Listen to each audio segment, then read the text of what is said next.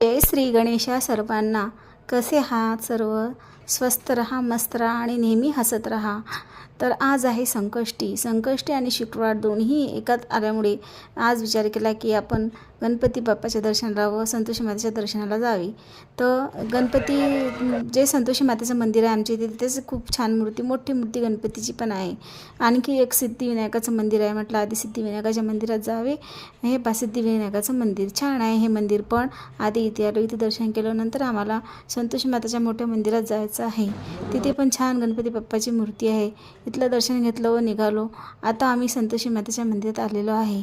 हे अकोल्यात असलेलं मोठं संतोषी मातेचं मंदिर आहे. याला मोठं मंदिर असे म्हणतात. इथे खूप जणांच्या इच्छा पूर्ण होतात व बोललेला नवस पूर्ण होतो. त्यामुळे खूप मान्यता आहे इथे. खूप छान आहे. मला पण अनुभव आहे या देवीचा, त्यामुळे मला खूप त्यांची आस्था आहे. आणि हेच संतोषी मातेच्या मंदिरातच पहा किती मोठी नंदीची मूर्ती व महादेवाची पिंड आहे.